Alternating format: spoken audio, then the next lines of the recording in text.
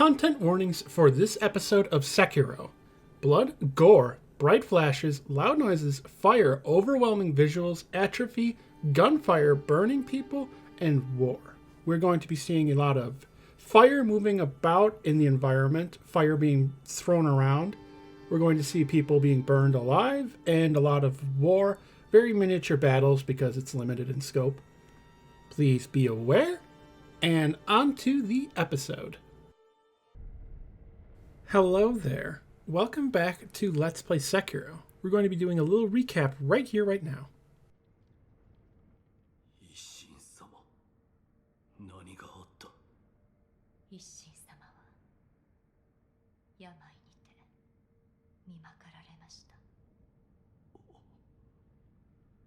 そうか。それを察知したのでしょう。ナイフの軍がその木に乗じ、この城に攻め寄せています。巫女様はこれを。この鍵。巫女様は場外への抜け穴か。はい、狼殿。月見楼がある水の手クルアの堀、その終端にある抜け穴に向かってください。九郎様はその抜け穴から場外へ達し、すすきの原であなたを待っているはず。わかった。一心様の命にて、夜鷹の衆が目印ののろしを屋根上に置いています。夜鷹ののろしをたどり、九郎様を追ってください。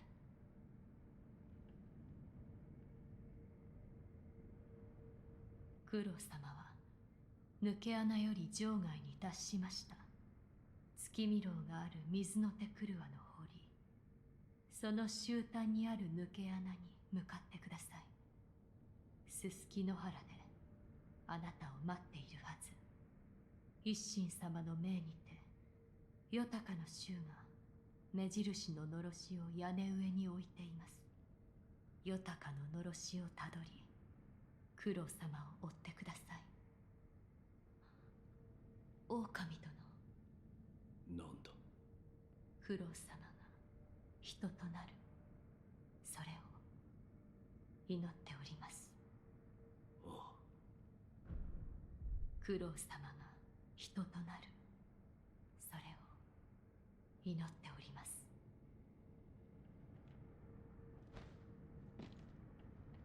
九郎すいしよ九郎様が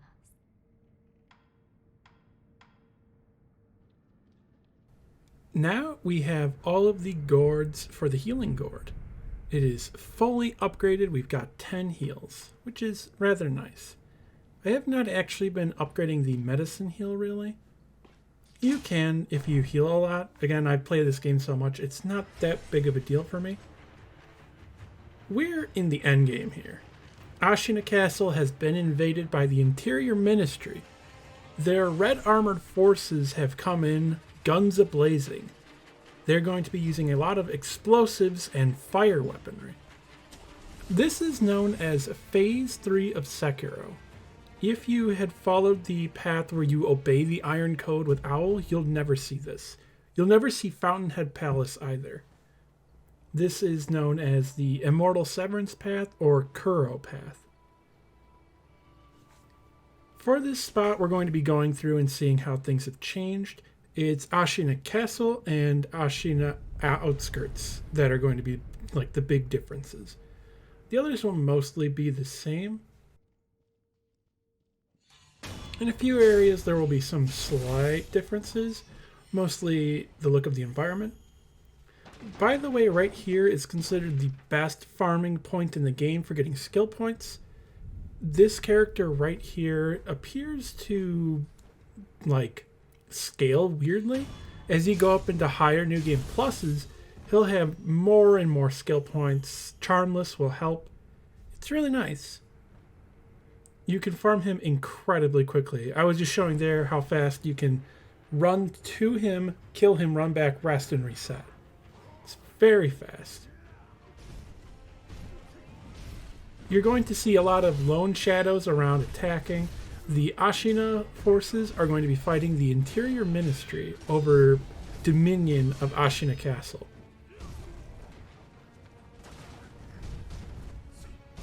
Much of the buildings in this part are going to be the same. This interior area, the interiors in general, will mostly be the same. It's the externals that will be heavily different.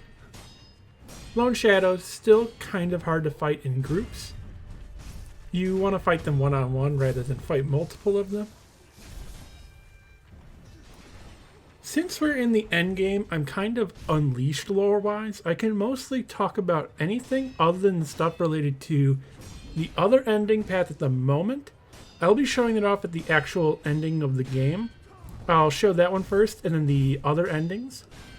That way we can kind of get everything going at the same time regarding endings. Then I'll do some follow-up videos, probably discussing various topics, showing off New Game Plus, more of Charmless, Demon Bell, various things. I'll probably do a glitches showcase for the LP2, like the infamous air swim glitch. I'll work on doing that. Here I'm looking at this sort of wall scroll I talked about long ago. I thought that was some sort of worm or centipede or dragon on his back. That's actually just kind of an odd perspective with his like sash and clothing. A bit embarrassed on that one. It was just the perspective throwing me off. I was actually realizing it when I was looking more at the feet and the horse and the way it's straight on and positions of his arms and realized it. There's still quite a lot going on here. There's the battle map on the ground, all of these papers. Ashina Castle and various areas still have a lot of little bit of details in the environment. To mention, when I'm not going to be talking about stuff directly going on, I'm going to try to change the formula a little bit. Since there are going to be large breadths of time when we're going through areas, refighting them, fighting through enemies, you don't really need to hear a lot about what's going on to understand it. I'll instead probably be focusing on various aspects of the game that I talked about or things I want to go more in depth on.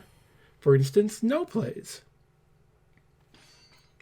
I might get a little bit more into Genzai Shichimen. I might get a little bit more into the play Atsumori. One I believe I have not gotten into yet is the play Tamura, about a general. That one I think is 900s or 800s in Japan, AD, I believe. It sounds a bit similar to the opening story of Sekiro about a general named Tamura. His full name was Sakanoue no Tamuramaru. I hope I'm pronouncing that right. He was a Tai shogun, technically before the shogunate concept existed, or bakufu. It's a story about a samurai leader who is putting down a rebellion. Sekiro almost sounds like a story of what would have happened if Tamura lost. The intro has a General Tamura that you fight. Or, well, you don't fight. Isshin fights and kills. Here is also the wall scroll. This is for lightning reversal, if you remember. Likely on the wall there, that sort of Okami figure, as we've gotten to know them, is likely Tomoe. At least I believe so. I'm going to be putting a few things on screen every now and then, standard. So I wanted to talk about the play Tamura, which is considered a Shura play about the three Shuras related to the story. Tamura being named after the general / warlord in it. I just double checked the name. Tamuramaru should be the name. Again, there's a lot in this that sounds pretty similar. It sounds like something where there's some obvious inspirations, at least in regards to vague names. There is also the influence of Kanan, the bodhisattva in this story. Now, to be clear, the Shura in this is in regards to Shura Mono. It does not mean the same thing as a Shura of legend. It means more of a fighting play. Mono, as far as I understand it, means like something. A thing, an event, an action. It's like saying fighting thing, fighting play, essentially. as far as I understand it. I'll try to talk about it a little bit in between certain things. Here we're going to have audio from a mini-boss. To hear this, you need to be in a specific spot, just close enough, but too close he'll aggro.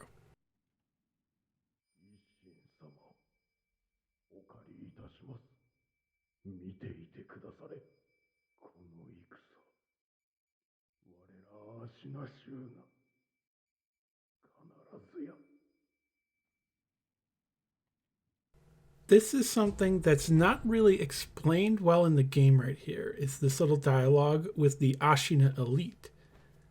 This is Ashina Elite Mizuo. He has red eyes, so he's like the chained ogre or red-eyed enemies and is afraid of fire. We'll see a little bit more of him in a bit. Going up here, just showing you can still get up to this lookout area. The door to Kuro's room is closed. You can't go through that way. You can still explore Ashina Castle like before. Outskirts is the one that has way less idols. Castle is the one you can still mostly explore. You can still go to the Old Grave, to Serpent Shrine, all that jazz. A mysterious thing about what he said is he's taking this and wishes for good luck and protection in what he must do, defending Ashina. Here I am just looking at Isshin's swords that are in this room again. He has a few throughout the game. I did a video examining them. In front of Ashina Elite here is a rack of swords, armor, 2 pots full of antlers, and he has a prayer bead. Seemingly that's what he got. This fight is the same basically as the other one, he just hits way harder. Ujinari Mizuo. His punches are still very brutal, but to counteract how strong he is weak to fire. It will stun him for a while. On New Game +7, Charmless Demon Bell, he has an absurd amount of health and posture. It's very frustrating without fire. Seemingly to me, he feels like he has some slight different patterns and timing, but it's really hard to tell. I would have to fight both of them back to back. It might just be a change in perception or how far apart you fight them. Since the other one you fight getting up to Genichiro, and this is one at the end of the game. The punch, still incredibly brutal. You can deflect his swings. It will deal a lot of posture damage. You can also dodge through. If you dodge to the side, just dodge a little bit forward to the side. You can get past him and hit him from behind once. Then he'll turn around and adjust. You want to be careful with this. After deflecting, he can do that little slash overhead downwards. You want to be ready to deflect this if you're too close. It's not really a big deal. It doesn't deal much damage. The only time you really need to worry about it is if you're trying for no hit, no damage. Otherwise, it won't really do a whole lot to you. The punches are especially brutal for that. They're one of the fastest attacks in the game.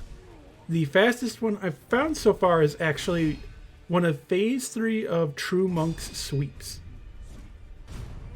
And it's not the sprinting one, it's one of the combo ones. Just showing here, I fought him a few times to show everything off. He does have a sweep, you can jump off his head. You typically want to jump backwards off of his head. I'll show a few deflects on everything, including his punch. Hopefully the difference in audio in some of these recordings is not too noticeable or bothersome. I can adjust as need be. I will also be examining a little bit of the armor in front of him. Possibly that's what he was going to take also, a suit of armor so that he could go out. Because if he's going to be defending the castle, he probably does not want to do it in his dojo attire.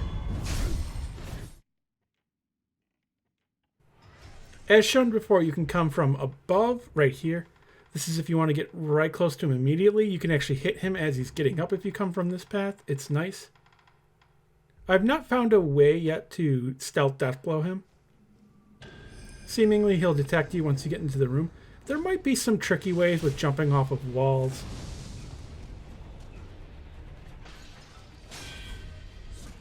He is incredibly dangerous. I think this might be the New Game +7 Charmless Demon Bell no hit, no damage footage.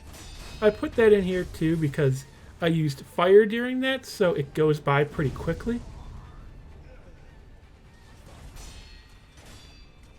It's pretty dangerous.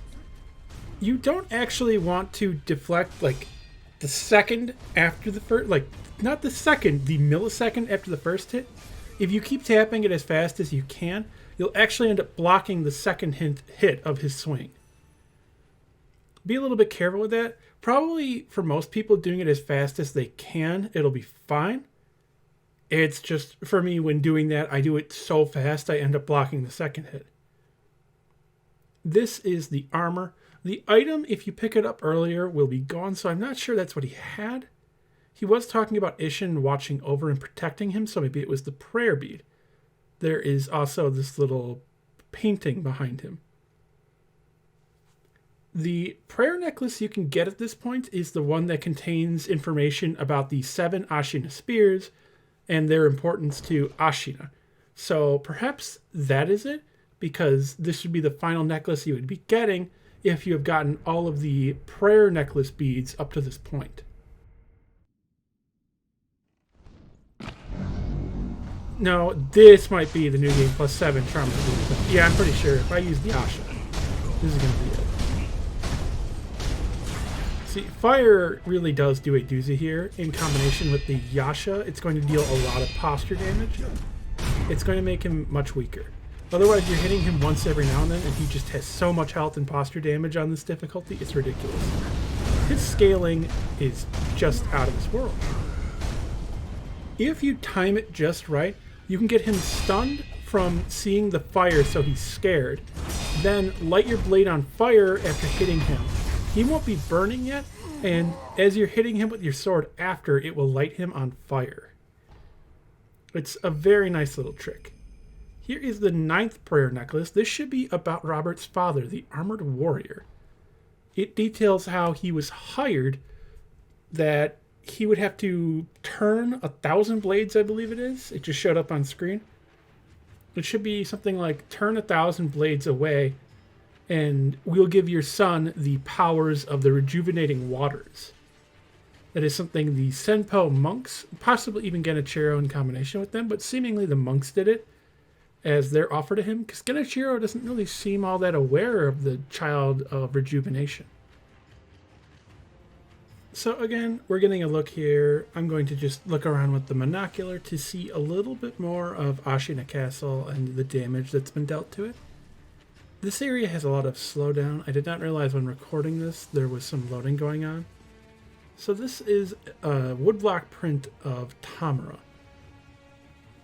This is actually based on a person who did exist, Tamuramaru. This was considered the first shogun. I believe they're the first person to hold the title of shogun. I think that was in around like 811 or so. That might have been when they were born and then got it afterwards, but again, they're considered the first great shogun. I've not found many good historical sources on it to really discuss the real person. There's a Wikipedia, but you know, it's a very basic sort of source. I can't say how accurate everything on him would be from that. I would say there is definitely this no play, and I can find better sources on that from various directories and from people who have been involved in representing the play and taking part in writing on it. Those you can find. I can't find as many on the actual historical figure, Tamuramaru, other than that he was considered the first shogun, first person to hold the title, Tai Shogun. Now, there was a Tamura clan in Sengoku, Japan. There was also an actual Ashina clan. FromSoft have said in interviews this is not that Ashina clan. There are some connections, such as Isshin being mentioned to be the warlord of the North, which North could technically mean Kyoto, but also is the term for the northeastern regions and areas like Sendai. Date Masamune is considered the dragon in the north, for instance. The Tamura became basically vassals and then servants and retainers under the Date clan, under Date Masamune. Date Masamune at Sekigahara, I'm pretty sure, was the one who wiped out the Ashina. Around here we will see some of the Taro troopers crying. We don't have to fight them, so I won't. I don't want to hurt these big sad big boys.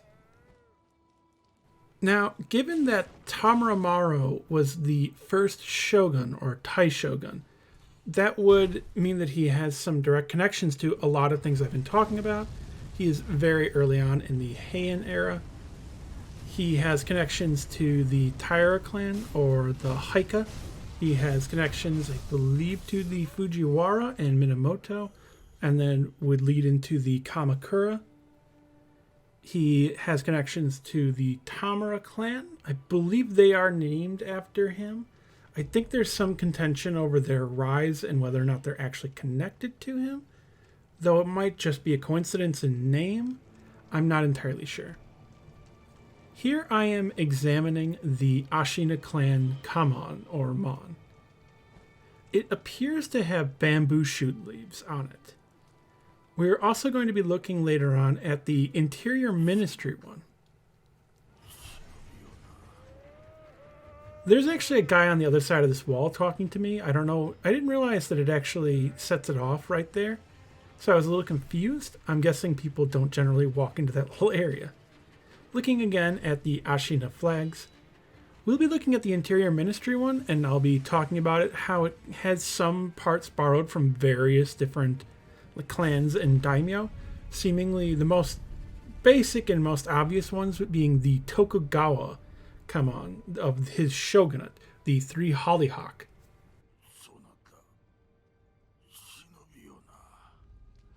So related to the download, I was having loading problems. By the way, this here is the Mon of the Minamoto clan, a sort of offshoot of the imperial line. They are those that were like excluded and exiled. That is the family name they were given. Everything's loading in soon. The Ashigaru here will load in, and I'll talk to him and we'll listen. He'll give us a little bit more information.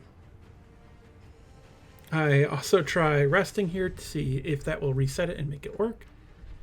Like I said, I did not realize that Steam was automatically downloading a Total War update since the DLC came out.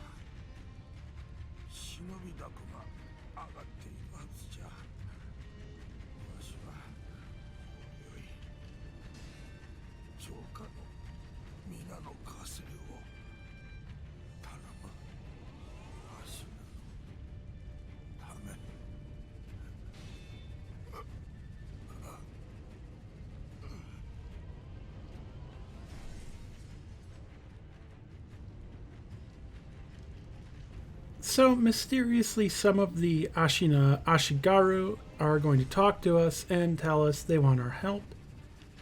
For him, it seemed like he didn't really recognize us, probably since he was dying. You'll find some ministry dowsing powder around here. As a heads up, this is when you want to farm, is this phase of the game. This is where you have tons of enemies around that drop lots of really good stuff, like this fulminated mercury. They will also typically kick the ass of any Ashina soldiers around them. Now, you're going to see me very intentionally screw up a lot here. It was all totally intentional. It wasn't that I got overconfident and forgot that these guys are actually dangerous, because I've been doing all those super hard challenge runs, and I thought, oh, well, these are just a bunch of regular soldiers.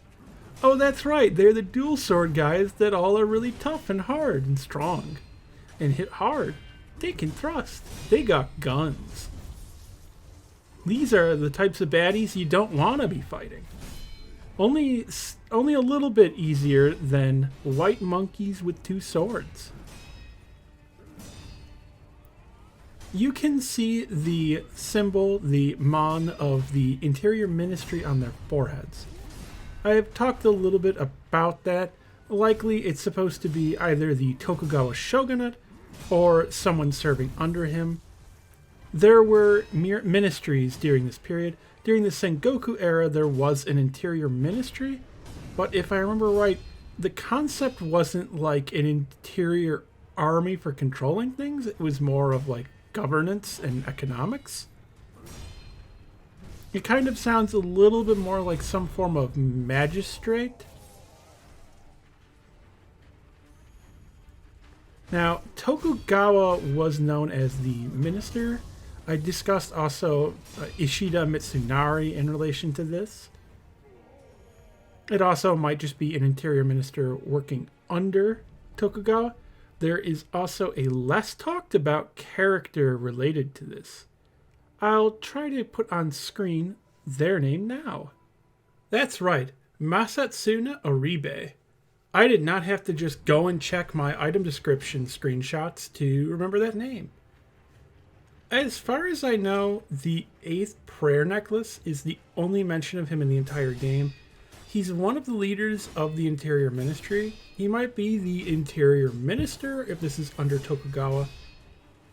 He might not be. It's said that he's the father of the Lone Shadows. The Lone Shadows are his children, each one with a special ability.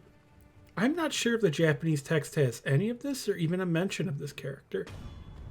Also, yes, I did just do that. I farm this spot a lot because these guys drop all sorts of useful things. They drop stealth sugars, they drop pellets, they drop lots of emblems. So I love farming in here. I'm still looking into what this is. It appears to be some sort of altar or well or shrine. I'm not sure what exactly yet. To finish up here, I'm going to get a little bit into the armor. Here we're going to look at some armor and some wall scrolls. This armor is near where you get Sabemaru. It resembles the armor of the 7 Ashina spears. Both models for them in-game appear to be the same. There's one in Antechamber that's very close by. It has one with a coat that looks the same. There's one at the lookout for Kuro's lookout, the lookout above his room.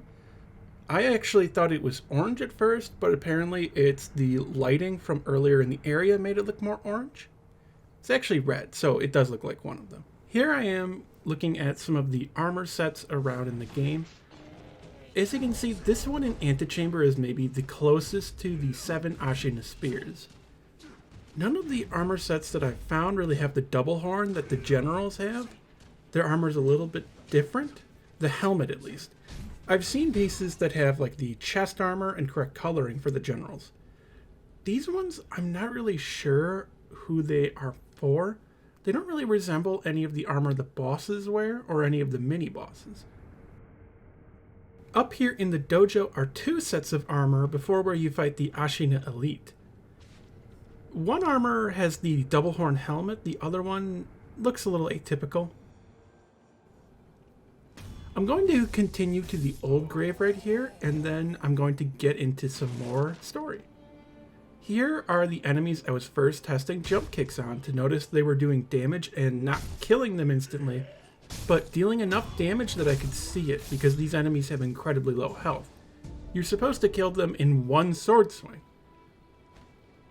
Jump kicks, however, deal barely any damage at all, so you can kind of see that better on these guys, especially in New Game. It is time to do some reading. Also, to mention, again, very clearly here in the intro, in English, they don't say it as explicitly. As far as I understand, in Japanese, they're more clear. This takes place during the Battle of Sekigahara. This is basically the year 1600 we're seeing right here. And then 20 years later are the events of Sekiro. So that would be 1620 about. But let's get a little bit into no plays. I'm going to be reading from the no.com, and also known as the No database. I've read a few other synopses. I'm just summarizing this one. Essentially, the story of Tamura is about a monk from the eastern province who has come to visit Kyoto. He's there to see the Kiyomizu-dera temple. He finds a boy who begins to tell him all about the history of Tamuramaru, or Tamura. Together, the monk and the boy recite a poem, a moment of spring evening worth thousands of pieces of gold. A man then who is a local appears. He explains the origin of the temple to the monk and seems to believe that the boy is the ghost of Tamuramaro. He recommends that the monk then uses the Lotus Sutra to calm the spirit. The ghost of Tamuramaro in his armor then appears in the middle of the night. He tells his story about how he was ordered to take out an enemy of the government at Mount Suzuka. He talks about going to visit the deity of mercy, Kannan, or the Bodhisattva. He prays for divine support. It then shows a scene of Tamuramaro defeating the rebels, and the story ends with an appreciation for the power of Kannan. I will see you all next episode. Goodbye.